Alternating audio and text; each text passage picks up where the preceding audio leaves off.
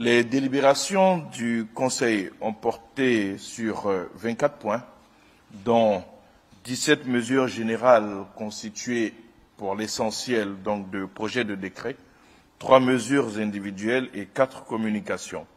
Je voudrais à présent, mesdames et messieurs, vous présenter les différents points qui ont été donc abordés au cours de ce Conseil et que je viens de vous annoncer. Le Conseil a adopté 17 décrets dans le cadre des mesures générales. Ainsi, au titre du ministère de la Justice et des Droits de l'Homme, en liaison avec les ministères concernés, le Conseil a adopté un décret portant création, attribution, organisation et fonctionnement de l'École nationale de formation des personnels pénitentiaires, en abrégé ENAFOP, une structure de formation professionnelle créée sous la forme d'un établissement public national à caractère administratif entièrement autonome et indépendante de l'Institut national de formation judiciaire.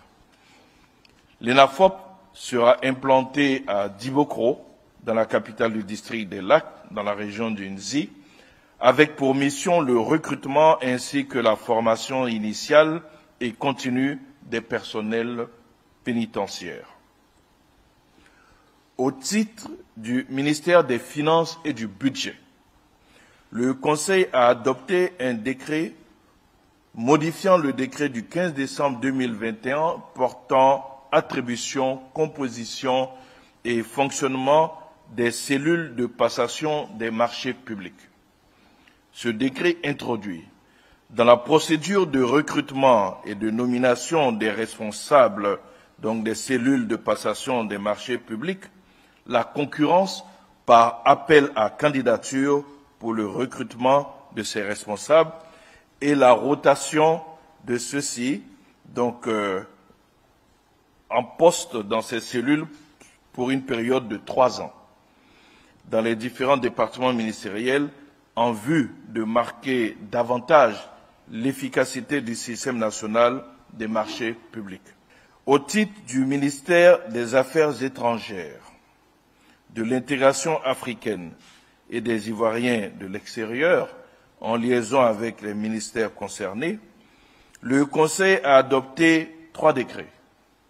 Le premier décret porte ratification de l'accord de prêt conclu le 28 novembre 2024 entre le Fonds d'Abu Dhabi pour le développement, ADFD, et la République de Côte d'Ivoire d'un montant total de 183 650 000 AED des Émirats donc, arabes, soit environ 31 259 152 000 francs CFA en vue du financement de la première phase du programme de construction de 25 000 logements sociaux à Abidjan. Ce projet vise à améliorer les conditions de vie des populations dans les grandes villes, notamment Abidjan, avec la construction de logements sociaux et économiques pour les ménages vulnérables à faible revenu. Il prévoit dans une première phase la construction de 6 424 logements dans le cadre du programme d'urgence pour l'achèvement de 25 000 logements répartis dans quelques communes d'Abidjan.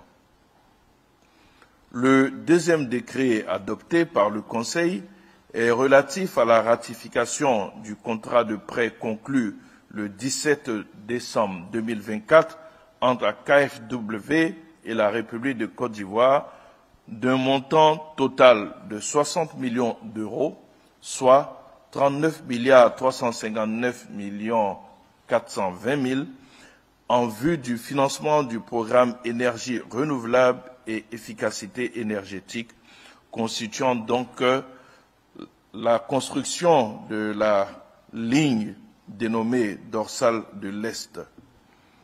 Ce projet s'inscrit dans le cadre de la construction d'une ligne de 400 kV dans l'Est, portant sur la réalisation de 4 postes de 400 kV reliés par une ligne de 541 km.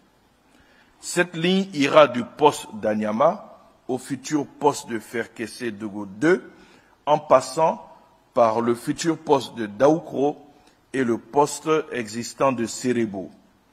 À terme, cette ligne de l'Est, dénommée, comme je l'ai dit, dorsale de l'Est, permettra non seulement d'assurer l'évacuation de la production thermique du Grand Abidjan vers l'intérieur du pays, ainsi que l'évacuation de la production des centrales solaires prévues dans le nord et l'est du pays, mais également de réduire les coûts de production et les émissions de gaz à effet de serre et de garantir un niveau optimal d'exportation vers les pays de l'Interland, tout en préservant la stabilité du réseau électrique.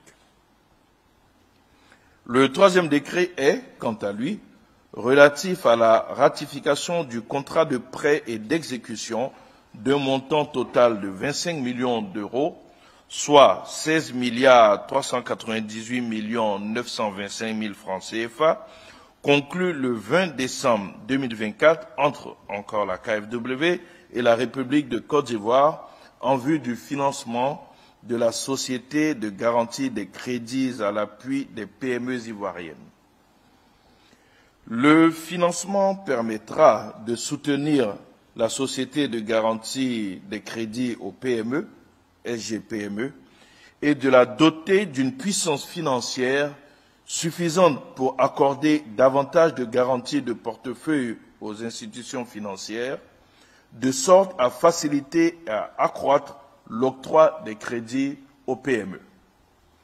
Cet appui comprend également l'assistance de la SGPME et des institutions financières dans le domaine de l'implémentation de systèmes informatiques efficients et de la formation en matière environnementale et sociale. Au titre du ministère de la Construction, du Logement et de l'Urbanisme, en liaison avec les ministères concernés, le Conseil a adopté 2 décrets. Le premier portant déclaration d'utilité publique de la parcelle de terrain formant le lot numéro 2 de l'îlot 1 du lotissement dénommé Lycée technique résidentiel Nord, objet du titre foncier 209.218 de la circonscription foncière de Cocody à Abidjan. Cette parcelle, située dans la périphérie du centre sportif, culturel et d'éthique ivoiro-coréen Alassane Ouattara, est prévue pour abriter des infrastructures sportives complémentaires, dont un réceptif de mise au vert des athlètes, une piscine olympique ainsi qu'un espace d'exposition culturelle pour accueillir des compétitions sportives et des activités socio-culturelles. Le deuxième décret, adopté par le Conseil, est relatif à la déclaration d'utilité publique des parcelles affectées à l'extension de la centrale solaire de 50 MW crête et aux infrastructures associées situées à Benguebougou dans le département de Korogo. Il convient de rappeler qu'en novembre 2016, l'État a signé avec la société Korogo Solaire une convention de concession de services publics portant sur la réalisation d'une centrale solaire d'une puissance de production d'électricité de 25 MW crête connectée au réseau électrique de Benguebougou. Dans le cadre du projet d'extension de la puissance de production de la centrale solaire de 25 MW crête à 50 MW crête, ce décret intègre au domaine de l'État 2 parcelles d'une superficie cumulée de 40 hectares jouxtant les emprises de la centrale. Cet espace est prévu pour accueillir les infrastructures électriques dédiées à l'extension de la centrale solaire de Benguebougou. Aussi, les détenteurs de droits coutumiers, de titres définitifs de propriété sur les emprises des différents projets, les locataires ou leurs ayants droit, percevront une indemnisation conformément à la réglementation en vigueur.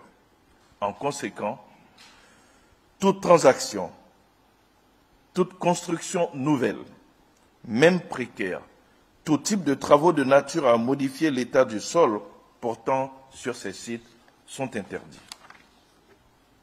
Au titre du ministère du Patrimoine, du portefeuille de l'État et des entreprises publiques, en liaison avec les ministères concernés, le Conseil a adopté un décret portant transfert d'actifs de l'État à la société d'État dénommée Port autonome de San Pedro, en abrégé PASP. En 1994, l'État a réalisé, grâce au financement de l'aide publique au développement du gouvernement du Japon, diverses infrastructures et équipements constitutifs du port de pêche de San Pedro, exploité par le port autonome de San Pedro, sans un acte préalable formalisant le transfert de propriété. Ce décret, régularisant la situation, transfère au port autonome de San Pedro en pleine propriété les actifs du port de pêche sous la forme de subventions d'investissement en vue d'harmoniser et de clarifier les états financiers du port autonome de San Pedro. Ces actifs comprennent notamment les infrastructures destinées à l'accueil des embarcations de pêche et les installations dédiées à la conservation et à la commercialisation des produits de pêche. Au titre du ministère des Ressources animales et halieutiques, en liaison avec les ministères concernés, le Conseil a adopté 5 décrets portant reconnaissance chacun d'une organisation interprofessionnelle agricole, respectivement de la filière aquacole, de la filière pêche, de la filière des gros ruminants, de la filière des petits ruminants et de la filière porcine. Face aux enjeux mondiaux de durabilité, de sécurité alimentaire et de compétitivité, l'institutionnalisation de ces différentes organisations interprofessionnelles vise à renforcer le dialogue entre les divers acteurs des différentes filières animales et halieutiques concernées et à coordonner leurs efforts en vue d'optimiser la gestion collective des enjeux et de défendre les intérêts environnementaux et socio-économiques du pays.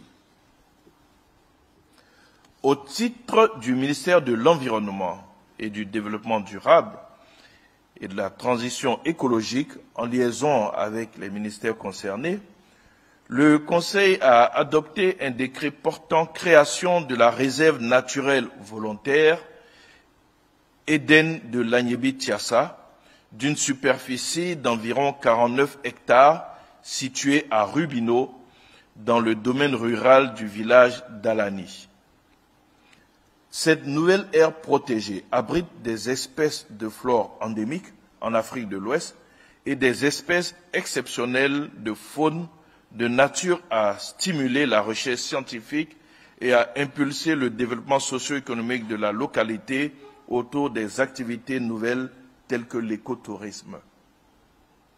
En application de la loi du 11 février 2002, relative à la création, à la gestion et au financement des parcs nationaux et réserves naturelles, la réserve naturelle volontaire Eden de l'Agnebi-Tiassa intègre le réseau national des réserves naturelles volontaires mis en place aux fins de conserver les équilibres dynamiques et les potentialités spécifiques des différents écosystèmes du pays. Au titre du ministère de la Transition numérique et de la digitalisation, en liaison avec les ministères concernés, le Conseil a adopté un décret fixant les attributions, l'organisation et le fonctionnement du comité de labellisation des start-up numériques. Institué par la loi du 23 novembre 2023 portant promotion des start-up numériques en Côte d'Ivoire, le comité de labellisation est chargé d'assurer la validation et le contrôle du label start-up numérique.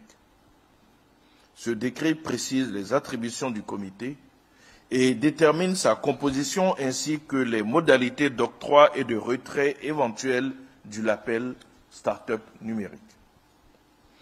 Au titre du ministère du Commerce et de l'Industrie, en liaison avec les ministères concernés, le Conseil a adopté un décret portant suspension pour une période de 10 ans de l'exportation des déchets et débris de batteries accumulateurs au plomb usagé. À la suite de la suspension de l'exportation de la ferraille et des sous-produits ferreux, ainsi que des débris et déchets d'aluminium, cette mesure vise à garantir l'approvisionnement régulier des unités de recyclage et de transformation locales en ces matières premières et à assurer la pérennité de l'industrie métallurgique ivoirienne en plein essor.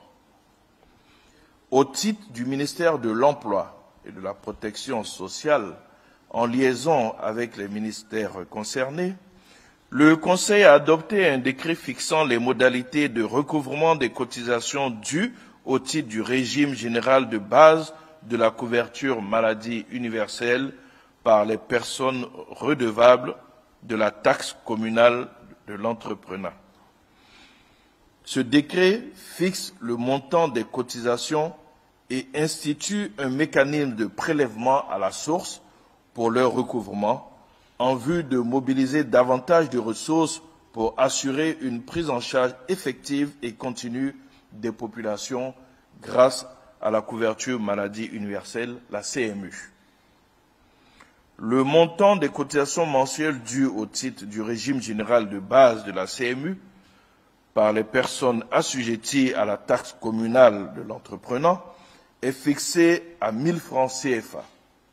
Ces cotisations sont perçues par les collectivités territoriales au moment du paiement de la taxe et sont reversées à l'IPS-SENAM. Je voudrais à présent, mesdames et messieurs, aborder donc les mesures individuelles qui ont été adoptées au cours de ce Conseil. Au titre du ministère des Affaires étrangères, de l'intégration africaine et des Ivoiriens de l'extérieur, le Conseil a adopté un décret portant nomination de M. Bogi Eric Yapo en qualité de consul général de la République de Côte d'Ivoire à Gansu, en Chine. En outre, le Conseil a donné son agrément en vue de la nomination de M. Robert John Marshall, ambassadeur extraordinaire et plénipotentiaire de Sa Majesté du Royaume-Uni, de Grande-Bretagne et d'Irlande du Nord, près la République de Côte d'Ivoire, avec résidence à Abidjan. Le Conseil a enfin donné son agrément en vue de la nomination de M. Simon Clément Sirossi, ambassadeur extraordinaire et plénipotentiaire de l'État d'Israël près la République de Côte d'Ivoire, avec résidence à Abidjan. Cette dernière mesure individuelle nous permet d'aborder maintenant les communications qui ont été adoptées par le Conseil de ce jour, et elles sont, comme je vous l'ai annoncé, au nombre de 4. Au titre du ministère des Affaires étrangères, de l'intégration africaine et des Ivoiriens de l'extérieur, en liaison avec les ministères concernés, le Conseil a adopté une communication relative à l'institution du prix d'excellence Côte d'Ivoire CERFAM pour la nutrition et la sécurité alimentaire en Afrique. Le CERFAM, c'est le Centre d'excellence de lutte contre la faim et la malnutrition. L'institution de cette distinction honorifique a été adoptée lors du 37e sommet de l'Union africaine sur proposition de la Côte d'Ivoire, non seulement pour marquer et valoriser les acquis de l'action du président de la République en sa qualité de champion de l'Union africaine pour l'année de la nutrition 2022, mais également pour accélérer les efforts du CERFAM et des institutions associées en vue de l'atteinte des objectifs en matière de nutrition et de sécurité alimentaire à l'horizon 2030. L'institution de ce prix vise à honorer les personnes vivantes, les institutions, les organismes publics ou privés, les organisations non gouvernementales en activité qui, par des actions concrètes, contribuent de façon significative à réduire la malnutrition et la faim en Afrique. Le prix sera décerné tous les 2 ans à partir de l'année 2027 pour un montant total de 100 millions répartis entre 1, 2 ou 3 lauréats au maximum. Au titre du ministère de la Santé, de l'Hygiène publique et de la couverture maladie universelle, en liaison avec les ministères concernés, le Conseil a adopté une communication relative à la participation de la Côte d'Ivoire au sommet Nutrition for Growth les 27 et 28 mars 2025 à Paris. Une délégation de haut niveau, conduite par le vice-président de la République, prendra part à cette importante conférence internationale dédiée à l'adoption de nouveaux engagements après ceux de Tokyo, en vue d'éliminer la malnutrition sous toutes ses formes d'ici 2030. Le vice-président co-présidera le sommet aux côtés du président de la République française et du secrétaire général des Nations unies. En prélude à cette rencontre, le Conseil a validé les engagements qui seront pris par notre pays et enregistrés au Compact Nutrition for Growth de Paris. Au titre du ministère des Eaux et Forêts, en liaison avec les ministères concernés, le Conseil a adopté une communication relative à la situation de la SODEFOR et aux recommandations en vue de sa restructuration. Depuis 2018, la SODEFOR présente une situation financière déséquilibrée, caractérisée par une rentabilité financière insuffisante combinée à un accroissement des charges d'exploitation. Aussi, sur proposition du comité interministériel de restructuration de la SODEFOR, mis en place en 2023, le Conseil a adopté un plan de restructuration financier pour redynamiser durablement cette société d'État compte tenu de son apport stratégique dans la réhabilitation du couvert forestier national. Ce plan de restructuration est essentiellement structuré autour de l'effacement de la dette de la SODEFOR à l'égard de l'État et de la mise en place d'un modèle économique adapté en ligne avec la maîtrise de ses charges d'exploitation afin de rétablir l'équilibre financier de la société et de dégager des ressources substantielles pour assurer le financement optimal de sa mission de reboisement. Au titre du ministère de la Cohésion nationale, de la solidarité et de la lutte contre la pauvreté, et cela en liaison avec les ministères concernés, le Conseil a adopté une communication relative à la mise en œuvre du programme Filets sociaux à fin décembre 2024. Le programme Filets sociaux a été conçu pour soutenir les ménages vulnérables ciblés parmi les plus pauvres, avec un accompagnement financier trimestriel de 36 000 francs CFA sur une période de 3 ans et des mesures diverses d'appui pour favoriser leur inclusion sociale. De 2017 à 2024, 457 000 ménages bénéficiaires ont été touchés sur l'ensemble des 31 régions du pays. En 2024, les ménages actifs qui continuent de recevoir les transferts monétaires sont au nombre de 230 000 après la sortie progressive de 227 000 ménages au terme de leurs 3 années de bénéfices. le coût global des transferts redistribués aux ménages bénéficiaires de 2017 à décembre 2024 s'élève à 156 milliards de francs CFA. Ce montant inclut 141,3 milliards de francs CFA en transferts directs et 14,6 milliards de francs CFA comme subvention de sortie aux ménages. En plus des allocations trimestrielles, le programme Filets sociaux offre, pour le renforcement du capital humain et la productivité des ménages bénéficiaires, un encadrement sur les pratiques familiales essentielles, la gestion du budget familial et la promotion des activités génératrices de revenus.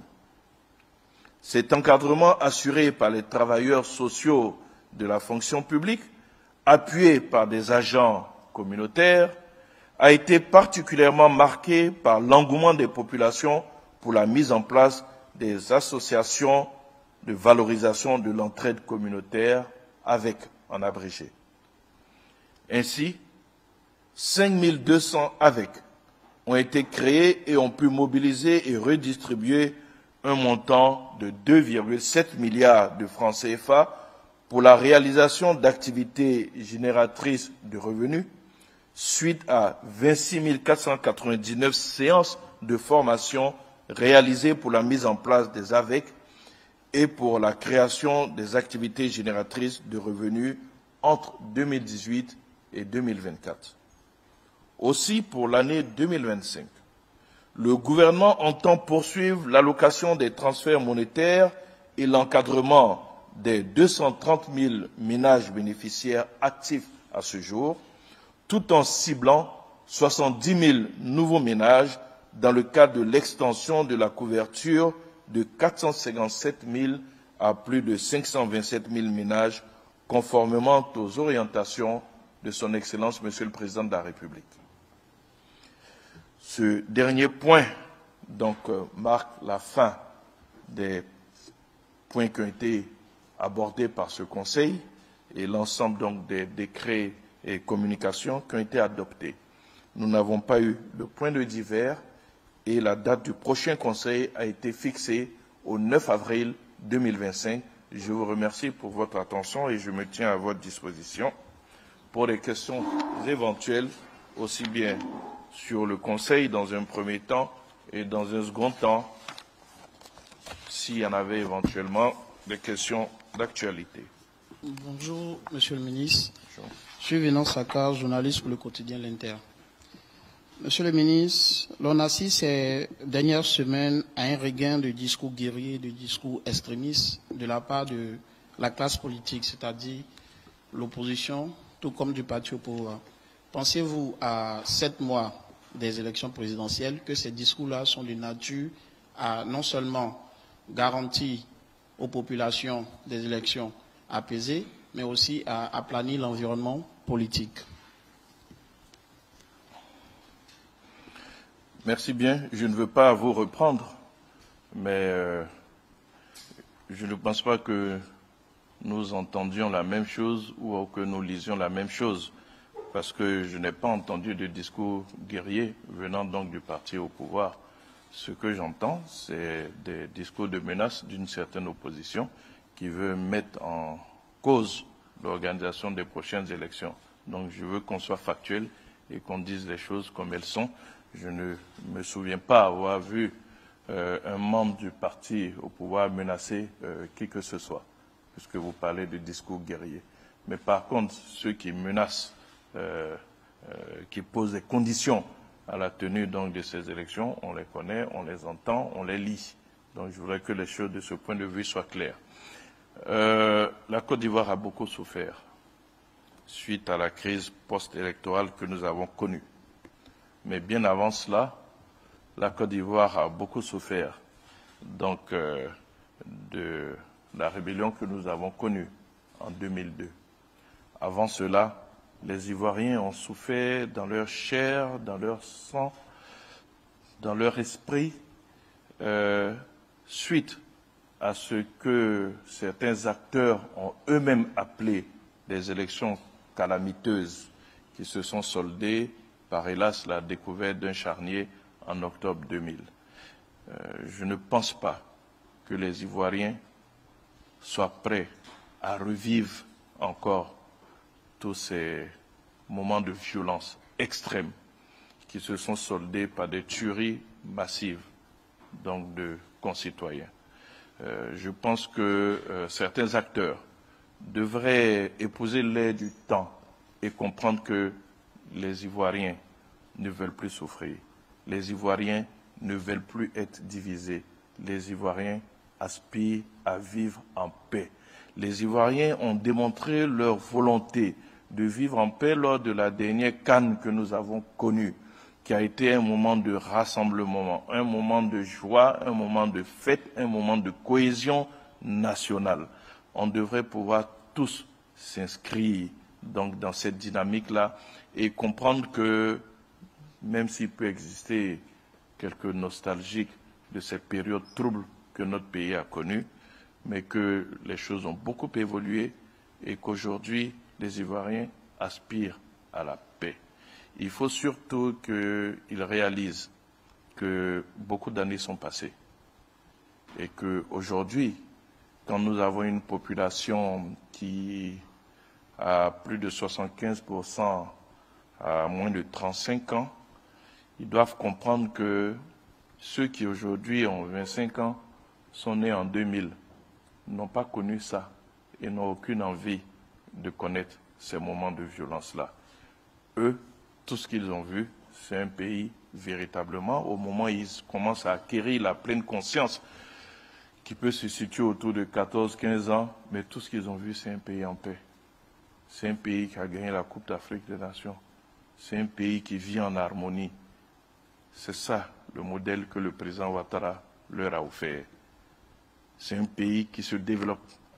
Un pays où nous avons de plus en plus d'infrastructures modernes qui font que nous n'avons rien à envier à certaines nations développées. C'est ce que le président Ouattara leur a servi. Et ces jeunes Ivoiriens-là, ils ne connaissent que ça. Maintenant, si des gens ont vécu d'autres périodes et qu'ils encadrent le traumatisme, parce que c'est une forme de traumatisme que de vouloir perpétuer certaines violences que nous avons vécues, ben, je voudrais les encourager à faire leur aggiornamento, se reconvertir et puis adopter des attitudes de paix. Cyprien Kwasi pour Abidjan.net. Monsieur le ministre, la porte-parole de la coalition pour l'alternance pacifique, Simone Eivie Gbagbo, affirmait lors du lancement de cette coalition avoir adressé 2 courriers au gouvernement ivoirien à l'effet d'obtenir un dialogue politique pour garantir une élection inclusive, transparente et apaisée. La porte-parole a même indiqué que cette question était urgente. Alors, ma question est de savoir, est-ce que le gouvernement ivoirien confirme avoir reçu les 2 courriers? Et aussi, la seconde, est-ce que le gouvernement envisage d'ouvrir le dialogue politique tant sollicité par les partis de l'opposition ivoirienne? Merci. Alors, ce qu'il faut éviter à notre pays, c'est cet éternel recommencement, un peu comme Sisyphe dans la mythologie gréco-latine.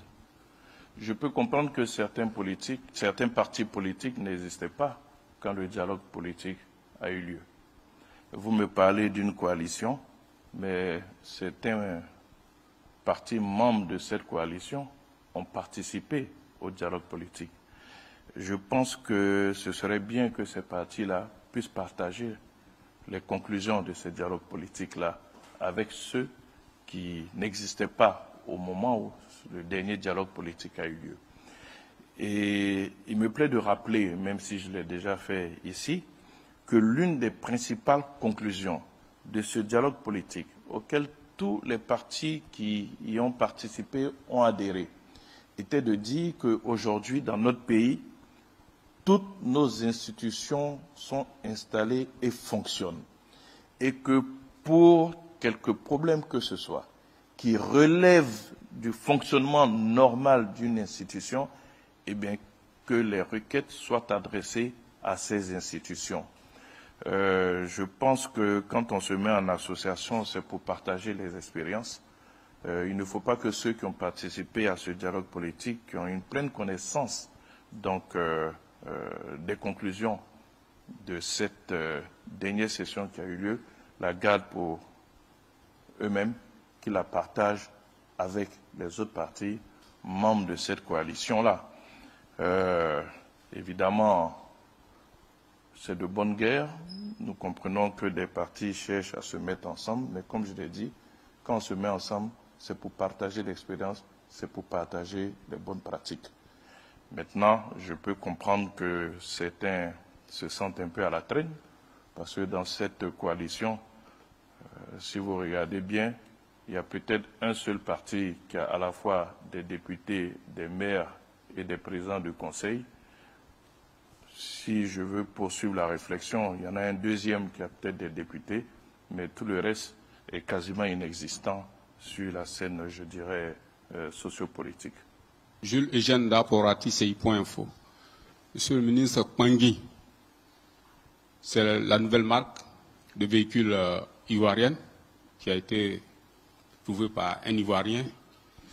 Est-ce à dire que cette marque-là, qui est peut-être aussi une marque africaine, qui pourrait être une marque africaine, l'avenir que le gouvernement lui réserve, est-ce qu'on peut espérer avoir un avenir radieux pour l'automobile en Afrique, l'industrie automobilière? Merci, monsieur le ministre. Bien, je salue l'innovation et vous savez très bien que le gouvernement encourage l'innovation, mais pour ce qui concerne toutes les innovations, vous avez quand même des homologations qui doivent être faites. Et en ce qui concerne les véhicules, c'est le ministère des Transports qui doit homologuer. Donc, pour cette nouvelle marque que vous parlez, lorsqu'elle aura l'homologation nécessaire, mais très certainement, elle bénéficiera donc de l'accompagnement dont elle a besoin. Mais pour cela, il faut passer par ce processus. Jean-Mélène Biti, de Radio de la Paix.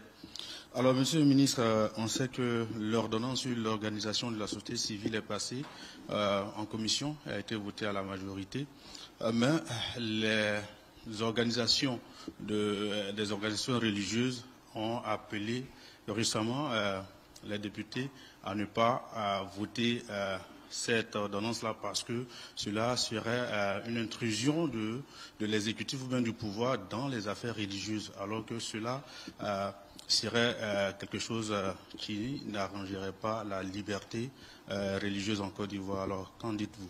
Et puis aussi, on a vu que l'opposition au Parlement avait voté contre cette ordonnance-là. Est-ce que le gouvernement pourrait avoir une oreille attentive aux appels des religieux? Alors, il y a une chose qui est très simple. Il faut qu'on apprenne à être conséquent. On ne peut pas appeler partout à la transparence et en même temps avoir peur de la transparence. Il faut qu'on soit conséquent. Il n'y a aucune intrusion de l'exécutif.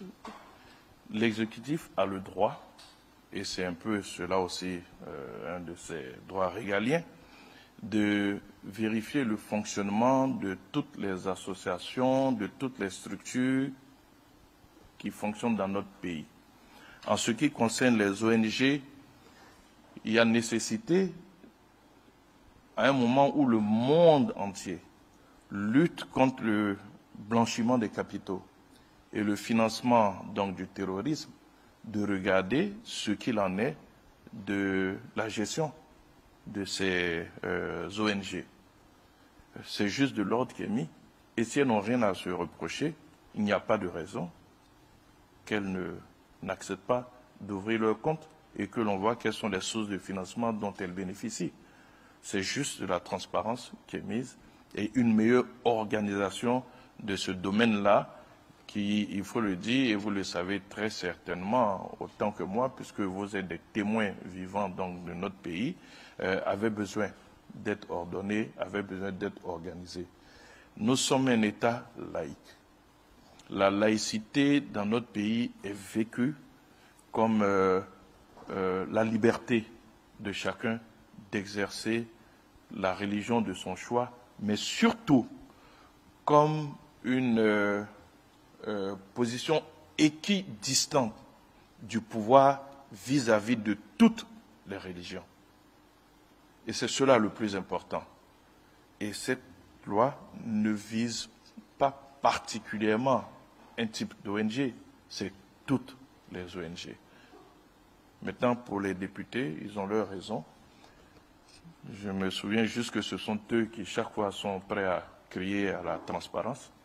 Ben, on veut mettre de l'ordre, on veut de la transparence à tous les niveaux du pays, y compris dans la gestion donc des ONG, dont on veut savoir comment elles sont financées et qu'est-ce qu'elles font des financements qu'elles reçoivent.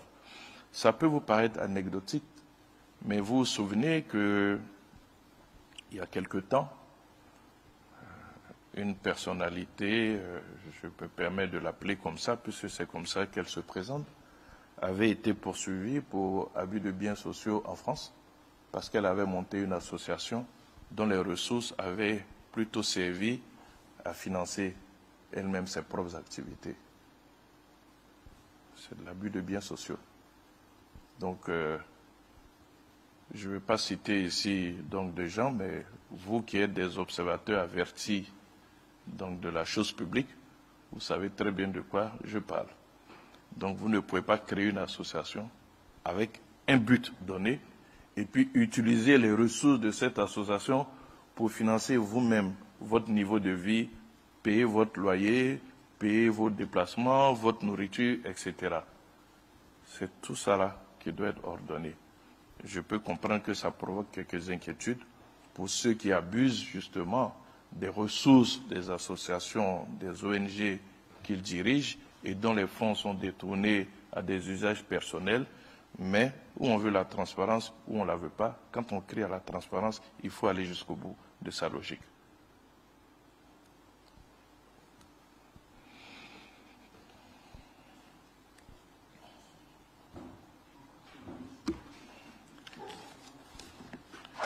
Ben, je vous remercie pour votre attention.